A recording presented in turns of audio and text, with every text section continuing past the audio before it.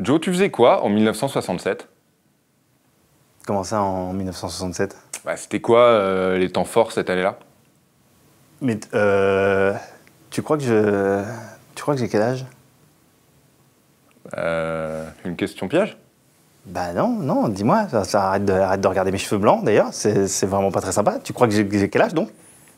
5, 4... Oublie, j'ai rien dit.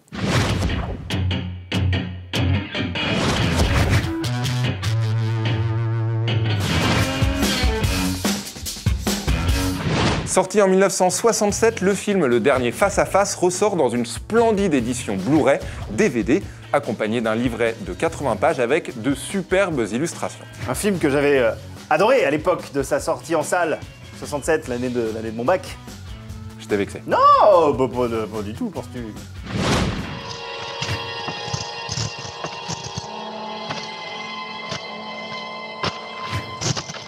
Beh, eccoci qua. Come vedi siamo stati puntuali. E adesso ce ne andremo buoni buoni senza fare storie.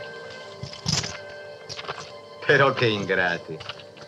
Volevamo bene a tutti qui. Ma vedrai che finiranno col rimpiangerci. Fermo là! Ehi!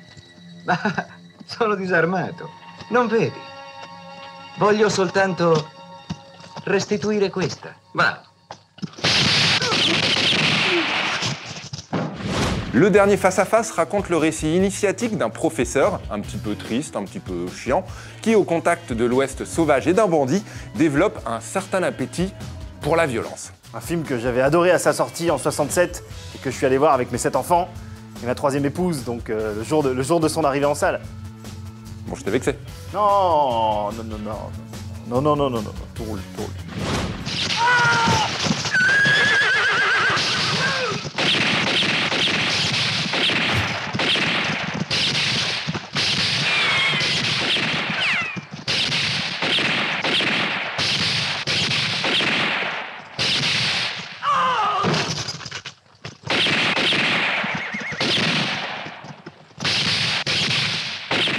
Signé Sergio Solima, papa de Stefano, qui a réalisé Sicario, la guerre des cartels, Le Dernier Face à Face est tout simplement l'un des chefs-d'œuvre trop peu connus de ce qu'on appelle le western spaghetti. Ah, les spaghettis, je me souviens, on en mangeait beaucoup, tant on manquait du reste.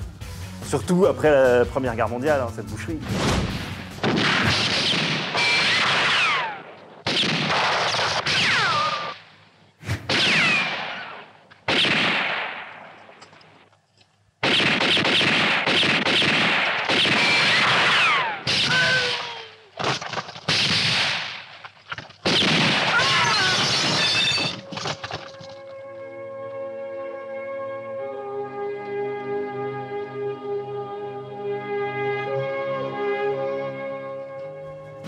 Le Dernier Face à Face est édité par Wildside, que nous remercions pour leur beau boulot. Merci. Bravo.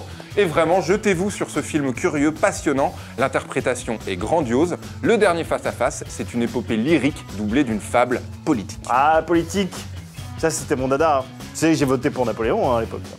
Bon, je t'ai vexé. Non, un peu.